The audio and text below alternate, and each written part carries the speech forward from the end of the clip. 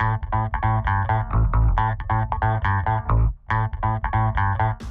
I'm Kate Zanoni. I'm a physical therapist assistant at Loudon Sports Therapy Center, and today I'm going to take you through our second series of our Do Anywhere workout. And today I have my handy dandy stretching strap. So I'm going to take you through some lower body stretches and some upper body stretches to show you what you can do at home. You don't need any kind of fancy strap. You can use whatever you have at home. If you have a belt, a dog leash, a gown, a scarf, anything like that will do, even a towel. Doesn't have to be anything fancy, you can use whatever you have at home. This is just an example of one type of thing that you can use. It has different loops in it, but again, you don't need anything fancy. So the first thing I'm going to do, I'm going to sit up on the table here, and we're going to do some calf stretching. So there are two muscles that I want to focus on. The first one is your largest calf muscle. It's called your gastrocnemius. That muscle crosses your knee joint. So to isolate that muscle out, you want to keep your knee straight. I'm going to put the loop of the strap around my foot, keeping my knee nice and straight so I make sure I get the full stretch through my calf. I'm going to take my foot and pull back toward me. And I feel a nice stretch in the back of my calf there. Anytime I'm stretching, I want to make sure that I'm holding for at least 20 seconds so I get that full stretch. Otherwise, our muscles are more like a rubber band. And if you don't hold for at least 20 seconds, it's just going to snap right back. And we don't want that. We want that good tissue extensibility. So we want to hold for at least 20 seconds. Okay, the next muscle that I want to focus on is our second layer of calf muscles. So if I take that first layer off, the second layer underneath is called my soleus. That muscle does not cross your knee joint. So to isolate that muscle out, you want a slight bend in your knee. I'm going to bring my stretching strap a little bit higher up so it's right on the ball of my foot. That way I get a little bit more leverage as I'm pulling back. And I'll feel the stretch just a little bit lower down in your calf. For this muscle, since it is a deeper muscle, sometimes you have to play around with finding that sweet spot. If I don't feel it with my knee super bent, then I will straighten out my knee just a little bit, just to find that good sweet spot to make sure that I feel that deep stretch.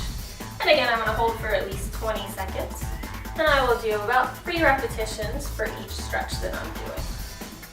The next one I'm going to do is a hamstring stretch. So for that one, again, I'm going to take my stretching strap, loop it around my foot. My hamstrings start at my sit bones, come all the way down the back of your leg, and they do cross your knee joint. So for this one, to make sure you're getting that full stretch, you do want to make sure that you are keeping your knee straight.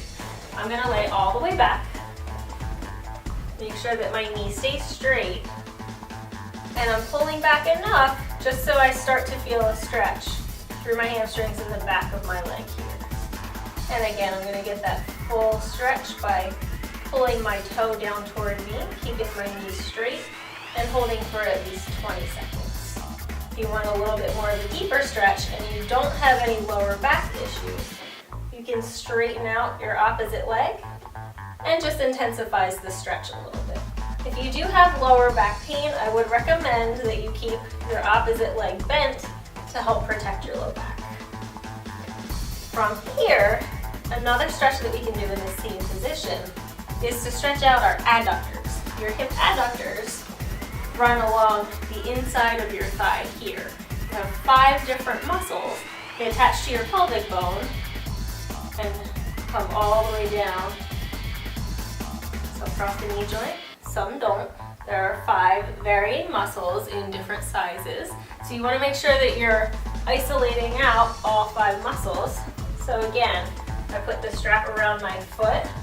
We're going to come all the way out to the side here, so I'm feeling a good stretch.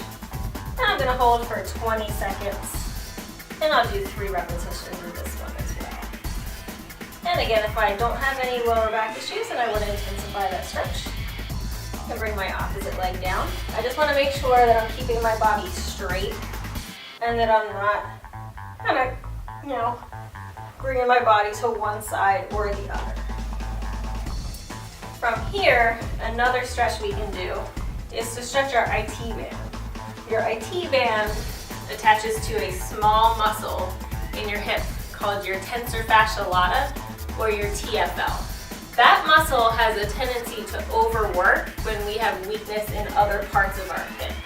And then, since our IT band attaches to it, the IT band tends to get tight. It's very common in runners, a lot of lateral knee pain or hip pain. So the IT band, again, attaches to that small muscle in your hip, runs all the way down and crosses that knee joint. So again, to get that full stretch, I want to make sure that I'm keeping my knee straight. I'm going to pull back first, get a little bit of a hamstring stretch, and then I'm going to pull across my body so I feel the stretch on the outside of the leg. So again, I'm going to hold for 20 seconds, and I'll do 3 repetitions of that one. For all these stretches, if you're having problems on one side, feel free to do them on both sides. Even yourself out. Make sure you're getting that good tissue extensibility on both sides.